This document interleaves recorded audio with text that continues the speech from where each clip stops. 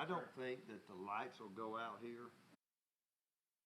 Well, but there's the deal, you know, that's the switch over there. If you, I don't think they're on the timer here.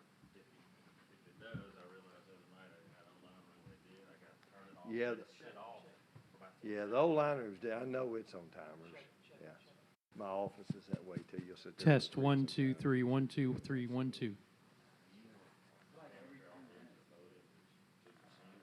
Yeah, I mean, there's more room on this side over here. Over here? Just the way the camera frame is. So Carly's gonna turn the camera on in about 2 minutes. So, but we won't start straight up. So you got. Okay. So I just stand right here, do Is the this- open. Is this one live? Yeah. Okay. I don't see, don't see any bad words. Put the right on this side. Sometimes one year they taped it, and then we went to that other thing last year, and I said, nah, let's just do this. Phil Don. Think it rained Saturday? I don't know. You know, people always ask about rain. I said, I don't care if it rains over there. I said, I've always thought the bad weather's the great equalizer. You know, if you were playing North Greenville here, you don't want it to rain, you know. So, anything to keep you people away, muffle the crowd a little bit. I'm going to do the little open. Okay. Welcome, everybody. Okay. And then I'll ask you for an opening statement. And then those of us who are assembled here, we'll start firing questions at you.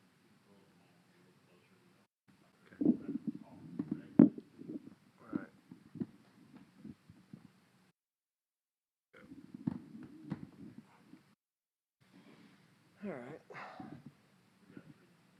All right. But you know, they just kind of they had that number. I looked at that number 81 tight end for Tech. They had him in there. First play of the game, he's gonna block that dude by himself out there on that pass. Now that he's some Syracuse. He's the one that got the front block. He gave up the first sack. He fumbled the ball on the sideline one time, and they were running like counter and letting him insert, thinking he's gonna go in there and block them dudes. First play was ooh. It's like the Tech quarterback, that kid. If you're gonna play with him, you just need to go and run him about 25 times because he is a good athlete. He can run, but he first of all, they can't protect him, and he's not a drop back guy. What, he threw it 36 times or something crazy? Yeah. Tech's not done that in forever, probably. Yeah. And if you do it, it can't be drop back stuff. It's got to be much more boot with it. Everything he's got a chance to run it.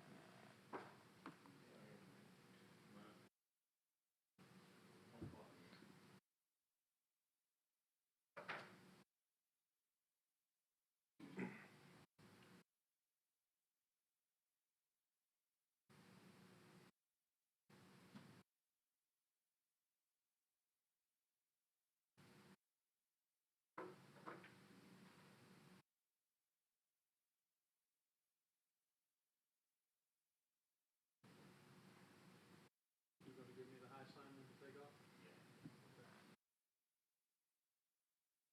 Are they asking questions? Yeah. I doubt I'm going to do it.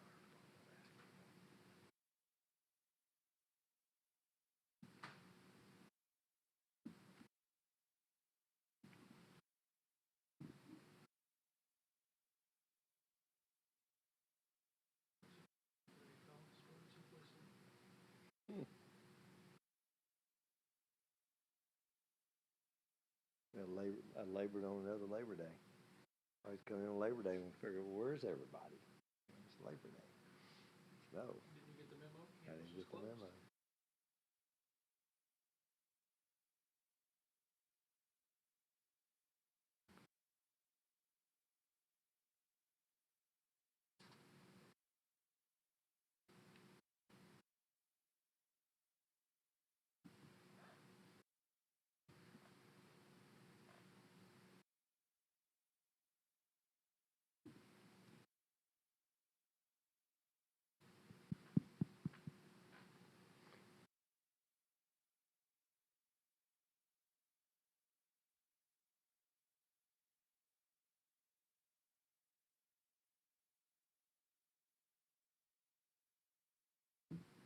Good afternoon, everybody, and welcome to the first Furman Football Monday with Clay Hendrix. albeit this week we're on a Tuesday because of Labor Day. Good to have you with us. We'll be doing this on Mondays moving forward for the rest of the season, except for October 31st, which is the Monday prior to the bye week. Of course, the Paladins coming off of the 52-0 win over North Greenville back on Thursday to open the season, and we'll be taking off just about 35 miles down the road to Clemson for a 3:30 kickoff against the number 4 Tigers, a game that will be televised on the ACC network. We'll give you the radio information a little bit later on. But here today, of course, is Clay Hendrix, and our players are Luke Shiflett and Dawan Wilkins. And Coach Clay Hendrix, I'll ask you to make an opening statement, and then we'll open it up for questions. All right, Dan. Hey, well, thank you for being here today. Boy, it seems like it's been forever since we played now. It took forever to get to that point to play. But, you know, just going back on the North Greenville win, really pleased how our team played. I thought our coaches did a phenomenal job preparing our kids. I thought we had really good prep, and I think what pleased me most just the level of execution we had. I think we had 2 penalties in the game. We didn't turn the ball over. I think we had 1 ball on the ground. You know, certainly a lot of new things, particularly offensively, but just pleased with that aspect of it. I thought defensively, certainly anytime you get a shutout, particularly playing as many people as we played, I think they did some really good things on that side of football. And then I thought special teams, new punter averaged 47 yards net, which is hard to do, never punted in a game. I think 6 of 8 touchbacks on kickoffs, which I know pleases the kickoff cover coach. You know, so just did some really, really good things there. You know, one thing, we got to be better in field goal protection. I think anybody watching the games this weekend probably saw where that can get you, and we weren't good there, and that was one of the things we decided not to do live in the preseason, but we got 9 reps of it the other night, so we certainly should be better there. But again, good start for us. Certainly, as we transition this week, totally different opponent this coming week, but you know, certainly great program. You know, you watch them. We had a chance certainly to watch the game last night. Came back in and watched the tape this morning. Saw kind of what you thought you would see. Just really talented, really disciplined football team, and just don't have any weaknesses. And so we'll need to have a great week of practice. We will have to play exceptionally well to have a chance. But that's what we plan on doing. So, and we certainly maybe a little more rested than we might be after a first game. And I think we've tried to have our kids in a situation where we could be rested. And, you know, really for us, it's having our kids' ability to go play as fast as we can play and ability to be able to eliminate mistakes, really to have any kind of chance this coming week. But, you know, with that, certainly take any questions you may have. Day one, this is for you. I thought it was really interesting the other night. 3 turnovers by guys who aren't starters on defense. You get 5 tackles, you're not a starter. It seems like the defense has about 20-something starters. Is that kind of the way y'all feel and the way y'all rotate and stuff? I would say this defense that we had this year, it's a lot of depth at each position. I would say a lot of people, whether you started 1s or 2s, have started in some form or fashion before in the past.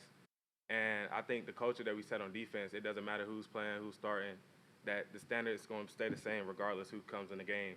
And as a testament, that's what happened on Thursday. As you see, many people making plays, many people showing up, and that's just going to continue to happen each and every game this year.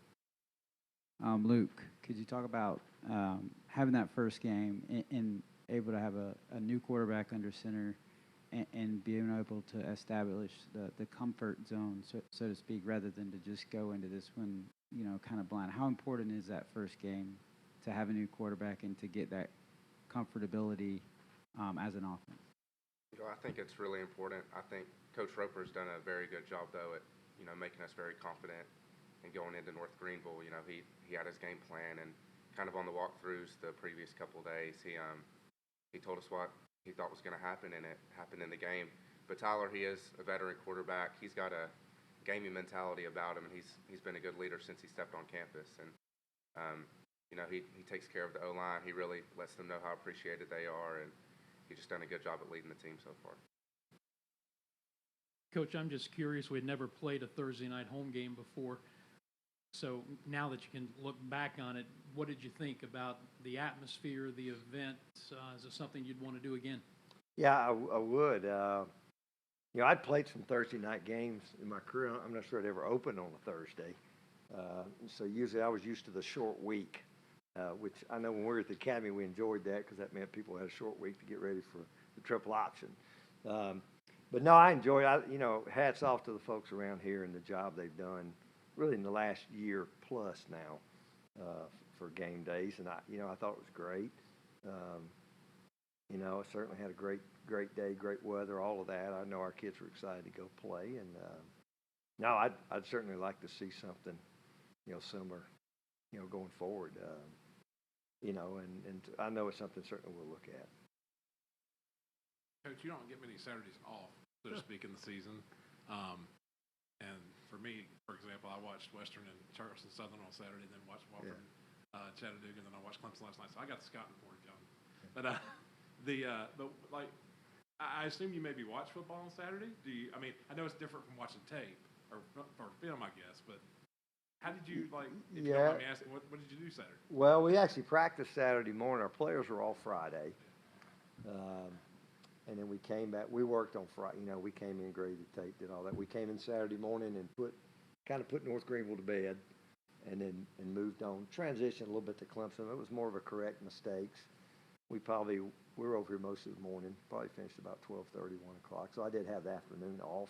I did watch some football. Yeah, you know, sometimes it's nice to sit there and let somebody else stress a little bit about it. So, you know, you usually get one chance to do that during the year, your bye week, and that's usually kind of what I've done. But I did watch some football, and certainly having a game Sunday night and last night. But, you know, we went back, and our players were off again on Sunday.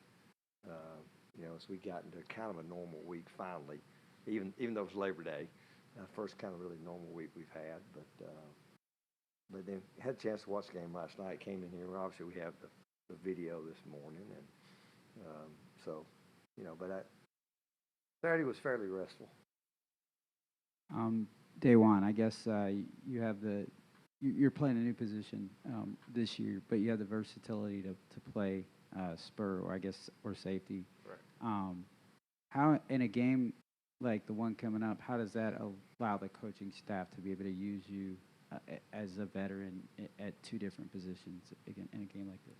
I would say it kind of helps a lot, considering we can show a good amount of different things. It could help out somebody in a different position, you know, get some rest maybe, or whatever the case may be. But I think not only this game, but going forward, like me being able to play multiple positions and do different things, it allows us to open up the playbook a lot more, allow the offense, whoever we're playing, to see different looks that they might not seen before. And I just think it's going to help us in the future, you know, here win a SoCon championship and go on so forth this season. This is for both players, and it kind of goes back to the question Scott asked Coach, because I've asked Coach before on an off week if he can watch games as a fan or if he's breaking things down in his mind, if he can only watch as a coach. I'd be curious, because of the amount of time that players spend in film study, when you watch games on Saturday or you watch last night's Clemson-Georgia Tech game, are you watching them as a fan or are you breaking them down? You go ahead, Fisher. Kind of both, honestly. I know last night when we watched Clemson-Georgia Tech, you know, I kind of watched the corners and safeties more than the O-line, I would say, but just kind of seeing the technique and the way they press kind of in the boundary and their technique was a big thing for me. But like just other games, if it's not an opponent we're facing, I kind of just watch it, you know, as a fan and enjoy kind of time away from football in that sense.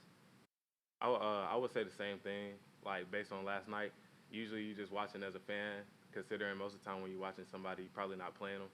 But last night it was actually different to see your opponent playing on a Monday when you're about to play them on a Saturday. But I would say last night I was watching like formations, seeing what they do out of different things, seeing how like receivers are moving and what concepts they got going on.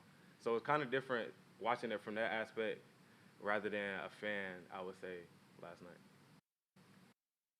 Luke, what was the key? You know, I think a first game for anyone, you might see a little bit of sloppiness. Especially I think when you have a new offense coordinator, a new coach, or a new quarterback. But y'all were so crisp on Thursday. What was the key to that? Well, I think that kind of started in the summer. We had a really good off season, and Coach Roper and Coach Dudzik get the wideout position. They gave us a really good plan to go out in the summer and get better individually, and that carried over into fall camp. But Coach Roper had a good game plan. We had a good week of practice. For the most part, the offense is a pretty veteran group. I think the youngest person might be Josh Harris, but he started last year, and he's an older guy if you ask him. But we had a confidence about us, I think, that really helped us go out there and execute. Given this Clemson speed on defense and what they do so well on both sides of the ball, how will you be able to take the film from this game and be able to use it even going forward against other opponents, because you probably won't face that kind of speed again this year? I hope we won't. Hopefully this will be the one time this week. But I think what's a little bit different for them, they've had a decent number of changes. Had a lot of staff changes. I know they promoted, and there's a lot of similarities, but you can see some distinct differences. I know the new DC, I think he called the bowl game. They had a spring game that we have. It was on tape. We have it, and I know they're pretty basic, and then you watch it last night. So you could see some distinct differences just in the two guys calling the plays. Obviously got a new guy calling in on offense as well, who's been there, who kind of did the same thing. So, I learned a while back, I think the difference in these games when you're talking about, they're elite. They're elite talent, and they're elite space. And just as you've asked people that have coached there and maybe had been our level, what's the biggest difference? And, the thing that always came out to me was just the ability to recover, and maybe they're out of place. And, they're out of place last Thursday, and we run by them, and they're out of place Saturday, and he recovers and makes it for a 2-yard gain, and so it's just the team speed, and trying to simulate certainly the size and speed, all those factors, you can't do it, and we do a ton of good on good, and we do as best we can, and but I think at the end of the day, it's just being really, really sound in what you do, and offensively, it's trying to get a hat on everybody and at least forcing people to beat blocks and have a chance to make it, because we've got some good players too. And then defensively, it's not giving up certainly big plays. When you get a chance to create some negative plays, you got to take advantage of it. I think we're really good defensively. Now, how that'll translate over, we'll see. Because certainly, they got guys at every position over there that can stress you, and not everybody has people like that. So that's kind of maybe the biggest challenge of the entire week. You mentioned the changes on the Clemson coaching staff. Obviously, you've had changes on your staff from last year to this year. I think the most turnover that you've had since you've been here. Just curious as to how game day went. You had some dress rehearsals where you got all the communication going on in the headsets and all of that chemistry that can only come together when it comes together. So how did all of that flow for you on Thursday night? Well, it flowed good, but obviously it was a game that made it a little easier to flow. We didn't have tons of adversity. So, we'll have some adversity Saturday, and I'm sure we'll have some going throughout. But, I think we had done a good job in prep prior to that. It's funny about, Coach Roper, he's pretty calm guy. He's a pretty calm guy. I think a number of our coaches, we got a bunch of guys, I think we've got 4 guys on our staff who've won 6 national championships, and I was at Matt McCutcheon's office the other day, and he's got 2 Rose Bowl. He coached in 2 Rose Bowls in the Florida staff. We got guys that have been around. They've been in those situations, and I don't think we have any egos. But I don't know. It's just everything's worked really well together. Certainly defensively, we didn't have as many changes. But really, really pleased with how it went. I think at the end of the day, it's, all games, especially early games, are about adjustments. I don't think we had to make a ton of adjustments, last week. I'm sure we'll have to make a few on the fly. I also think a little bit system-wise, we're maybe a little better built to handle some of that stuff, and I guess the old analogy that you make the greatest improvement from week 1 to 2. Well, we'll see. we'll need to be able to do that because, you know, we played well, but there's a lot of things we got to do better, and we'll have to do, and, you know, just going forward. Coach, obviously you played a ton of guys the other night. Nobody had to play all that much. From what we saw out of Wayne Anderson, is that ideally how you'd like to utilize him? I mean, he got him in motion so much, and I thought wasn't a big play per se, but I thought the prettiest play of the night was his touchdown catch. Yeah, you know, and really was you know, kind of a, you know, Tyler took it, probably something we hadn't even repped a lot, you know, getting to that.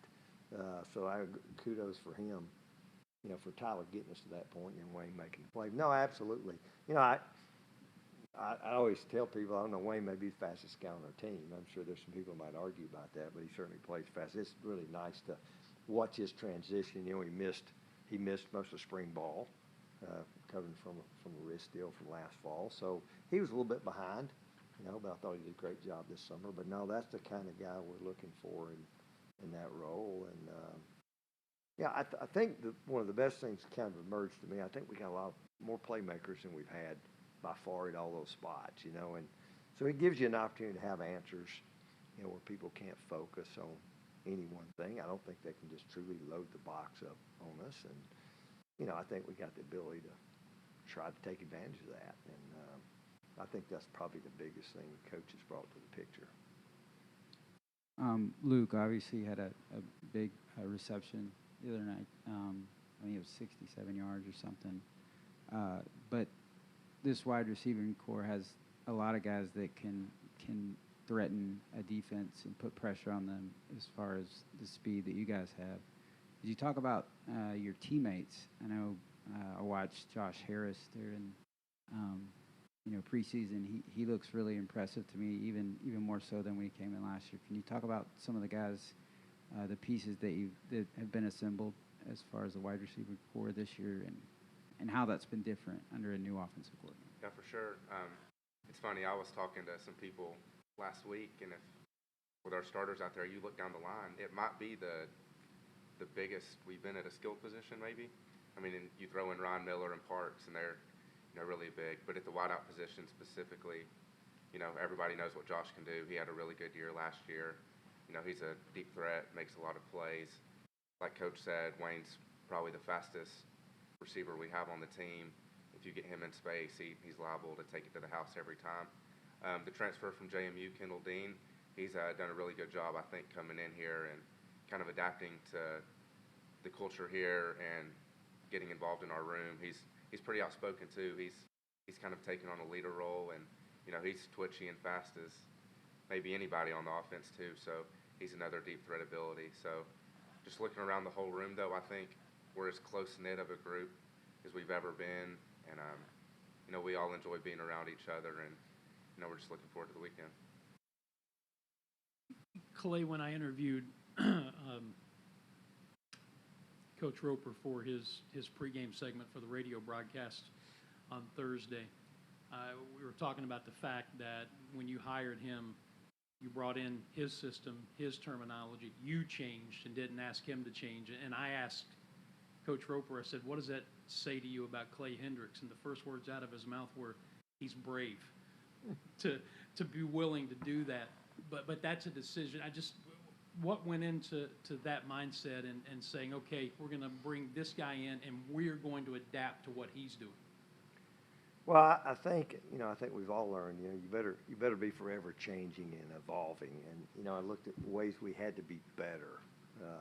You know, I think it certainly started at the quarterback position. We had to play better, and you know, certainly playing better. Really, both guys I thought played pretty well the other night. But you know, there's a lot of similarities between coach and system, and a lot of things that we did. And I think he's probably taken some of the things that maybe we did better than he had done before, and it's kind of blended the two. But again, just having his, you know, at the end of the day, the guy that's calling it, you want him to be as comfortable as he can be, and he's not over there thinking about it. And you know, we talk around here. It's good to be uncomfortable. You know, we don't like to be uncomfortable, but that's good for everybody. You know, I think change sometimes is good. It certainly is good, but it also can be uncomfortable, and that's the only way you ever grow. And so I think, you know, we got a group of guys in here, and you know, we had a few more guys that came in that didn't know the old old stuff either. So really, it was a pretty blank slate. But just been really pleased with what he's done. I think again the calmness, that he kind of brings to the room, and he's a great teacher. You can just, whether it's sitting in a meeting, watching him on the field, got a really good vision. Again, having answers, for the things that we see, and how he presents things, and he's not reinventing the wheel, but at the same time taking advantage of the strengths of our players. Coach, unless I've forgotten in the last 5 days, I don't really recall any injury timeouts. You come out pretty healthy Thursday? We did come out pretty healthy. I don't think we'll have anybody not available that we had available last week. Now, we'll go at it pretty good day of practice. We're a little bit ahead. We went a little more on Monday than you would normally do on a Monday, with the Thursday game. But no, we're in pretty good health going forward. Given the game last night, I know Clemson had, I think, 2 block punts. Having a guy like Tommy Spangler to coach your special teams, that obviously helps on a week like this. Just talk about what kind of, I think one guy had 2 block punts, and just how that will be stressed going forward this week. Well, I'll say this, and these guys could tell you that. Coach Spangler and what he's done, since he's been here, taking over those special teams. I think probably we had as good a work as we've had at any point in time. I don't know if it was good on special teams, as much as we could do it. And I think it showed up the other night. I mean, I made the point to our team after the game. I think the last kickoff didn't go the end zone, and I think it just speaks for our team and a little bit of what he's brought to that group. Day one's one guy. I think they brought 2 out, and we tackled them both inside the 20. But just the toughness and the attention to detail that he's brought to that group, I'm really pleased with where we are. Now, certainly that's a huge part in that game. Really, I think probably those 2 punt blocks and maybe the third down when they've got the quarterback and he flips it out to the guy and they end up getting a touchdown. I think those were the big plays in the game. And then, we've been really good there. I think we're kicking the ball well. We got a great snapper. I think we've been really solid in protection. I mean, you look at those 2, and you can say what you think the problem was. I mean, I know the one guy, I think he took about as 3 longest steps as you can take to punt a ball, and probably going to get blocked if you do that. But first games, that stuff kind of shows up. I think that's kind of what was most pleasing to me is we didn't have any of those. But we'll have to continue to get better. And again, I told you they're going to watch our field goal protection team. We weren't very good, and we've already addressed it extensively, and we will continue to do that. But again, just what he's brought, from an organization, all of that. I think we got a chance to be really good at special teams this year. Day one, just wondering about the internal competition among the defense. Callie gets the interception return for the touchdown the other night. So you greedy, now you want one, do your teammates want one? Does that kind of thing feed off of one another? I think it does because, I mean, I'll say yes and no. Like, we want everybody to succeed. Like, it doesn't matter who's getting the production. I think this team this year, I think it's more so we just want to win, more so than who's getting what and who's, what stats is somebody getting.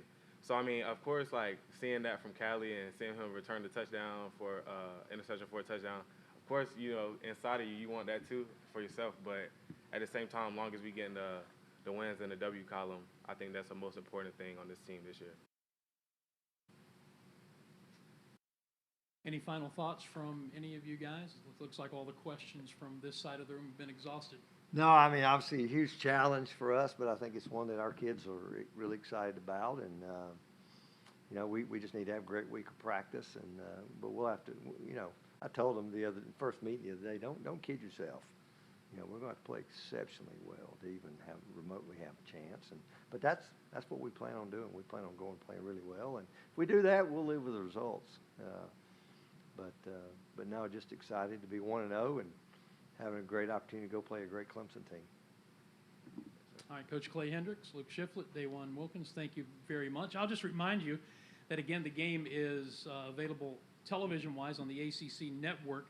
Our Furman radio broadcast comes courtesy of the Fan Upstate, 97.7 FM in Greenville, 97.1 in Spartanburg, and on the Odyssey.com app. We also may have an in-house frequency to listen to that game if you're in the stadium.